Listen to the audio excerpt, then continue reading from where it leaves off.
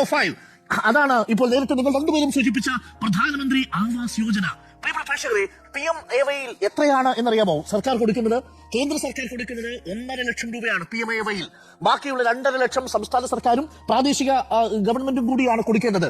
ആ ആവാസ് യോജനയുടെ ഭാഗമായിട്ടാണ് നഗരങ്ങളിൽ വീടുകൾ പണിയേണ്ടത്. എന്നാൽ ഈ PMAY നമുക്ക് കിട്ടാത്തതിന്റെ കാരണം എന്താ? നമ്മളൊരു തീരുമാനമെടുത്തു. ഞാൻ മുഖ്യമന്ത്രി പിണറായി വിജയന്റെ വാക്കുകൾ ഒന്ന് ഉദ്ധരിക്കാം. പ്രിയപ്പെട്ടവരെ, ആ വീട് അവരുടേതാണ്. അന്ന് മുഖ്യമന്ത്രിയായിരുന്ന പിണറായി വിജയൻ പറഞ്ഞ വാക്കുകളാണ്. ടു പിണറായി വിജയൻ, ആ വീട് അവരുടേതാണ്. അവരുടെ അഭിമാനത്തെ ചോദ്യം ചെയ്യുന്ന ഒന്നും പ്രദർശിപ്പിക്കാൻ പാടില്ലെന്നതാണ് ഞങ്ങളുടെ അഭിപ്രായം. ഇനി ഞാൻ ഈ VD സതീശൻ സർക്കാരിലെ തദ്ദേശ വകുപ്പ് കൈകാര്യം ചെയ്യുന്ന KM ഷാജി മന്ത്രിയുടെ വാക്കുകൾ കോട്ട് ചെയ്യാം. കേന്ദ്രവുമായി അൺഹെൽത്തി ഡിബേറ്റിന് ഞങ്ങളില്ല. ലോഗോ പതിപ്പിക്കുന്നതിൽ എന്താണ് തെറ്റ്? ഈ വ്യത്യാസമാണ് LDF-ൽ നിന്നും UDF-ലേക്ക്. പ്രിയപ്പെട്ട പ്രേക്ഷകരെ, നിങ്ങൾക്കറിയുമോ, ഉത്തരേന്ത്യയിൽ വിവിധ സംഘപരിവാർ ഭരിക്കുന്ന സംസ്ഥാനങ്ങളിൽ നിന്ന് വ്യത്യസ്തമായി നമ്മുടെ നാട്ടിലെ സാധാരണക്കാരായ മനുഷ്യൻ, അവൻ ദരിദ്രനായിരിക്കാം, പക്ഷെ അവനവന്റെ ആത്മാഭിമാനം ആരുടെ മുന്നിലും പണയപ്പെടുത്താറില്ല. അവന്റെ ആത്മാഭിമാനത്തെ ചോദ്യം ചെയ്യുന്നതൊന്നും നമ്മുടെ ഈ കൊച്ചു കേരളത്തിൽ സംഭവിക്കില്ല. മധുവിനെ തല്ലിക്കൊന്നാൽ ഒരു വലിയ വാർത്തയായി, ഒരു വലിയ രാഷ്ട്രീയ വിഷയമായി തന്നെ നമ്മളത് കൈകാര്യം ചെയ്യും. ഒരു മധുവും കൊല്ലപ്പെടാൻ പാടില്ലെന്നൊരു ബോധം നമ്മുടെ മുന്നിലുണ്ട്. ഒരു മധുവിന്റെ വീട്ടിലും പ്രധാനമന്ത്രി ആവാസ് യോജനയുടെ പേരിൽ ആരുടെ ലോഗോയും പതിക്കുന്നതിന് നമ്മളുടെ രാഷ്ട്രീയ ബോധം നമ്മളെ അനുവദിക്കുന്നില്ല. അതെങ്ങനെയാണ് നമ്മൾ ആർജിച്ചെടുത്തത്? വ്യക്തിയുടെ അന്തസ്സിനും ആത്മാഭിമാനത്തിനും മറ്റെന്തിനേക്കാളും കൂടുതൽ വില നൽകുന്ന ഒരു സംസ്ഥാനമാണ് നമ്മുടേത്. അതുകൊണ്ട് മുഖ്യമന്ത്രിയായിരുന്നപ്പോൾ പിണറായി വിജയൻ എടുത്ത നിലപാടിന് നമ്മൾ കൈയടിച്ചു. ലൈഫിന്റെ പദ്ധതിയുടെ പേര് വെച്ചോ? ഇല്ല. അവിടെ വേണമെങ്കിൽ പിണറായി വിജയന്റെ പേര് വെക്കാം, പിണറായി വിജയന്റെ ഫോട്ടോ വെക്കാം, ധനമന്ത്രിയുടെ ഫോട്ടോ വെക്കാം, MP രാജേഷിന്റെ ഫോട്ടോ വെക്കാം. വെച്ചില്ലല്ലോ. അതിലെടുത്ത നിലപാടെന്താ? ആ വാക്ക് എത്ര മനോഹരമായ വാക്കാ!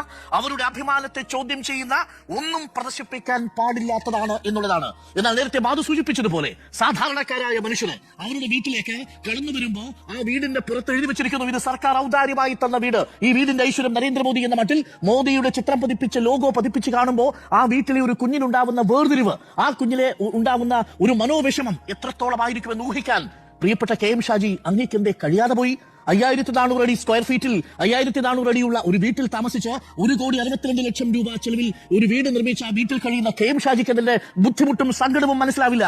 ഏത് നിമിഷവും ഈ കിടക്കയുടെ അടിയിൽ നിന്ന് 50 ലക്ഷം രൂപ, 1/2 കോടി രൂപ പിടിച്ചെടുക്കാൻ കഴിയുന്ന തരത്തിൽ ജീവിക്കുന്ന മനുഷ്യർക്ക് ഇത് മനസ്സിലാക്കാനുള്ള കഴിവുണ്ടാവില്ല. അതിന് സെൻസിബിലിറ്റി സാധാരണ ജനങ്ങളോട് ചേർന്ന് നിന്നുകൊണ്ട് വേണം. അങ്ങനെയുള്ള സെൻസിബിലിറ്റി ഇല്ലാത്തപ്പോൾ മാത്രമേ PMAYയുമായി ബന്ധപ്പെട്ടുകൊണ്ടുള്ള ലോഗോ ഒരു സാധാരണക്കാരന്റെ വീട്ടിൽ പതിക്കുന്നത് നിസ്സാരമായി കാണാൻ KM ഷാജിക്ക് കഴിയൂ.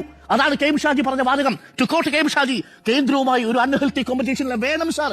ചില സമയങ്ങളിൽ കോമ്പറ്റീഷൻ വേണം, ചില സമയങ്ങളിൽ സമരം വേണം. ആ സമരം എന്ന് പറയുന്നത് ഇവിടുത്തെ ജനങ്ങളുടെ ആത്മാഭിമാനം ഉയർത്തിപ്പിടിക്കാനാണെങ്കിൽ കേരളത്തിലെ ജനങ്ങൾ നിങ്ങളുടെ ഒപ്പം ഉണ്ടാവും. അതല്ലെങ്കിൽ 5400 അടി സ്ക്വയർ ഫീറ്റിന്റെ വലുപ്പത്തിൽ 1,62,00,000 രൂപയ്ക്ക് ലോൺ എടുക്കാത്ത വീട് വെച്ചു എന്നതിന്റെ പേരിൽ നിങ്ങൾക്ക് മനസ്സിലാവാത്ത ഒന്ന്, കേരളത്തിലെ 4 ലക്ഷത്തിന് വേണ്ടി നിൽക്കുന്ന ഈ ലൈഫ് മിഷന്റെ ഭാഗമായി വീട് വാങ്ങുന്ന സാധാരണക്കാരായ മനുഷ്യർക്കുണ്ട്. അവർക്കുള്ളതിന്റെ പേരാണ് ആത്മാഭിമാനം. ആ ആത്മാഭിമാനത്തിന് വില പറയാനുള്ള സൗകര്യം ഒരുക്കരുത് അങ്ങ്. ദയവ് ചെയ്ത് അങ്ങ് ആ പറഞ്ഞത് പിൻവലിക്കണം. ഈ കേരളം ഇതുവരെ പിന്തുടർന്നു പോന്നിരുന്ന ആത്മാഭിമാനത്തിൽ അധിഷ്ഠിതമായ ഒരു രാഷ്ട്രീയത്തെ അങ്ങ് റദ്ദാക്കരുതെന്ന് മാത്രമേ എനിക്ക് KM ഷാജിയോട് പറയാനുള്ളൂ. അപ്പോൾ എന്താണ്? ഇരട്ടത്താപ്പാണ്. 5 വിഷയങ്ങൾ ഞാൻ ഇവിടെ ചൂണ്ടിക്കാണിച്ചു. ആറാമത്തെ കൂടി പറഞ്ഞ് അവസാനിപ്പിക്കാം. ആറാമത്തെ എന്താ? നിയമനവുമായി ബന്ധപ്പെട്ട് നേരത്തെ പറഞ്ഞു, ശബരിമല സ്വർണ്ണക്കൊള്ളയായിരുന്നില്ല പ്രധാന വിഷയം.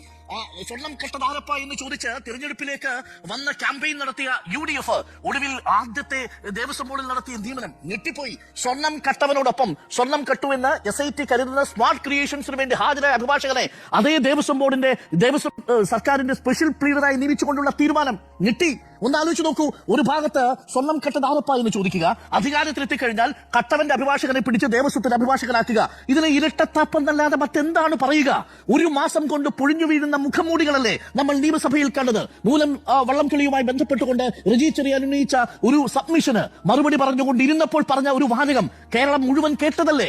ഈ മുഖംമൂടി മുഴുവൻ പിച്ച് ചിന്തപ്പെട്ടതല്ലേ? ഇരട്ടത്താപ്പ് നമ്മൾ കണ്ടതല്ലേ? അതല്ലേ ഇപ്പോഴും ഈ ധനബില്ലിന്റെ ഭാഗമായി പ്രതിഫലിക്കുന്നത്? അതുകൊണ്ട് ചുരുങ്ങിയ ദിവസങ്ങൾക്കുള്ളിൽ തന്നെ ഈ മുഖംമൂടികളെല്ലാം പൊഴിഞ്ഞു വീഴുന്ന കാഴ്ചയാണ് നമ്മൾ കാണുന്നത് എന്നുള്ളതാണ്. പക്ഷേ എനിക്കിനിയും മനസ്സിലാവാത്തത് മാധു ചോദിച്ചതുപോലെ എന്താണ് PK കുഞ്ഞാലിക്കുട്ടി ഇപ്പോൾ ഈ രക്ഷാപ്രവർത്തനം നടത്താൻ ഇറങ്ങിയത് എന്നാണ്.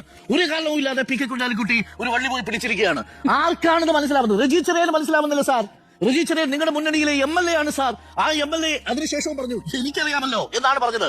ആ ശബ്ദം നമ്മൾ കേട്ടതാണ് സാർ. നിങ്ങൾ രക്ഷാപ്രവർത്തനം നടത്തിയാലൊന്നും ആ ഉരിഞ്ഞു വീഴുന്ന ആ മുഖംമൂടിയൊന്നും ആ സ്ഥാനത്തേക്ക് പോകില്ല എന്നുള്ളത് മാത്രം ഈ വള്ളിയിൽ പിടിച്ച് ദയവ് ചെയ്ത് പി കെ കുഞ്ഞാലിക്കുട്ടി അങ്ങേക്കുള്ള പേരങ്ങ് നശിപ്പിക്കരുതെന്ന് മാത്രമേ എനിക്ക് പറയാനുള്ളൂ. ഇരട്ടത്താപ്പോ എന്നുള്ളതാണ് ചോദ്യം. ഇരട്ടത്താപ്പാണ്, ഇരട്ടത്താപ്പിന്റെ ആശാന്മാരാണ് എന്നുള്ളതാണ് ഇപ്പോൾ പുറത്തു വരുന്ന വിവരങ്ങൾ. ഇനി വരും ദിവസങ്ങളിലും അത് വി എം സുധീരനും കെ സി വേണുഗോപാലിനും ഒക്കെ പുല്ലുവിലയിലാണ് കൊടുത്തിരിക്കുന്നത്. പുല്ലുവില. എന്നിട്ടാണ് ധനബില്ലിൽ പറഞ്ഞ ജൂലൈ 1-ാം തീയതി ധനബില്ലിന്റെ ഭാഗമായി പാസ്സാക്കാൻ പോവുകയാണ്. ധനബില്ലിൽ ഇത് പാസ്സായാൽ, ഇത് നിയമമായി കഴിഞ്ഞാൽ നാളെ ബക്കാഡി ബ്രീസർ എന്ന കമ്പനിയുടെ മാനേജർക്ക് ഹൈക്കോടതിയിൽ പോകാം. ഞങ്ങൾക്ക് ഈ 120% നികുതിയിൽ ഞങ്ങളുടെ മദ്യം ഇവിടെ വിൽക്കുന്നതിന് കഴിയണം, അതല്ലെങ്കിൽ ആ മദ്യത്തെ വിലക്കിക്കൊണ്ട് സർക്കാർ ഒരു ഉത്തരവിറക്കണം. ആ ബ്രാൻഡ് രജിസ്റ്റർ ചെയ്യാതിരിക്കാൻ വേണ്ടി ഈ എക്സൈസ് കമ്മീഷണർ ശ്രമിക്കണം. ഇതിനൊക്കെയുള്ള ഒരു സാഹചര്യം എന്തിനൊരുക്കി എന്നുള്ളതാണ് ഏറ്റവും പ്രധാനപ്പെട്ട ചോദ്യം. നേരത്തെ പറഞ്ഞല്ലോ ഞാൻ എന്ന ഭാവങ്ങളെ എന്ന്. ആ കവിതയിൽ വയലാരാമവർമ്മ പറയുന്ന അടുത്തൊരു വരി കൂടിയുണ്ട്. അത് പ്രാകൃതമാണ്, അത് പ്രാകൃത യുഗമുഖ ഛായകളാണ് എന്നുകൂടി പറഞ്ഞുകൊണ്ട് ഞാൻ അവസാനിപ്പിക്കുന്നു.